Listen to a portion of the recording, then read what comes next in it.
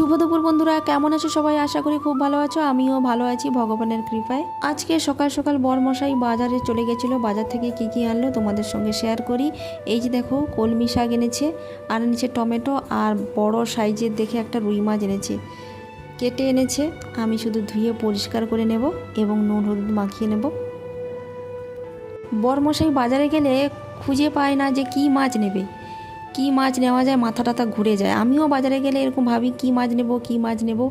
Last পর্যন্ত এই রুই মাছটা এনেছে। আমি বললাম, ফোন করে আমাকে বললো যে কি মাছ নেব। আমি বললাম তুমি জ্যান্ত মাছ নিয়ে নাও, তাহলে ভালো হবে। এই গরমে নোনা মাছ খেলে ভালো লাগবে না, শরীরের পক্ষে খুবই খারাপ। সেই জন্য তুমি জ্যান্ত একটা রুই মাছ নিয়ে নাও, অনেক দিন হয়ে যাবে, ফ্রিজে রেখে দেবো। তো সেই জন্য মাছ নিয়ে চলে আসলো। আর আমি এই যে ধুয়ে পরিষ্কার করে এখন আমি নুন হলুদ মাখিয়ে নিচ্ছি। মাছগুলো খুব অনেকটা বড় সাইজের ছিল, দেখে মনে হচ্ছে পেটিও হয়েছে, চাকাও হয়েছে, খুব ভালো। এই মাছটাকে রান্না করার জন্য প্রথমে আলুটাকে আমি কেটে নেব। আলুটার ছালটা ছাড়িয়ে নিচ্ছি পিলারে। বটিতে আমি ছালটা ছাড়াই, কিন্তু পিলারে আজকে কাটতে ইচ্ছা হলো, সেই জন্য পিলারে আমি ছালটা ছাড়িয়ে নিয়েছি। এবার ছুরি দিয়ে পিস পিস করে কেটে নিচ্ছি। এবার তোমরা বলো তো এটা কি রান্না করতে পারি আমি।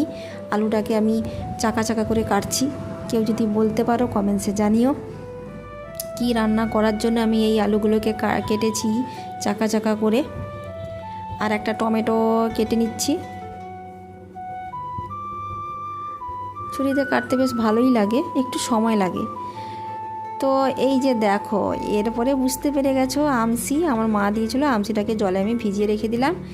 কড়াইটা ওভেনে বসিয়ে দিয়েছি। এবার আমি মাছটাকে দিয়ে দিলাম। 2 পিস মাছ নিয়েছি। 2 পিস মাছটাকে আমি লাল লাল করে ভেজে নিচ্ছি। ভাজা হয়ে গেছে, এবার তুলে নিচ্ছি। ওই কড়াইতে আমি 5 ফোড়ন দিয়ে দেবো। 5 ফোড়ন দিয়ে দিলাম। এরপরে আমি আলুটাকে দিয়ে সামান্য লবণ একটুখানি দিয়ে আলুটাকে একটু ভাজা ভাজা মতো করে নেব। তো ভাজা ভাজা মতো হয়ে গেছে। এরপরে আমি জল ঢেলে দিচ্ছি। জল ঢেলে ঢাকনা চাপিয়ে আলুটাকে সেদ্ধ করে নেব। তো ঢাকনা খুলে দেখবো আলুটা সেদ্ধ হয়ে গেছে। ওপর থেকে হলুদ গুঁড়ো, শুকনো লঙ্কার গুঁড়ো দিয়ে দিলাম। তারপরে টমেটো, কাঁচা লঙ্কা দিয়ে দিলাম।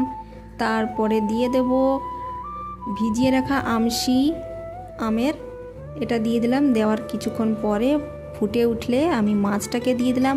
মাছটাকে দেওয়ার পরে আমি ভিজিয়ে রেখেছিলাম সর্ষে গুঁড়ো পাউডারটা, সর্ষে গুঁড়ো পাউডারটাকে দিয়ে দেব। দিয়ে ভালো করে নাড়াচাড়া করব। তো হয়ে গেছে। আর এদিকে আমি কলমি শাকটাকে ভেজে নিয়েছি পেঁয়াজ দিয়ে।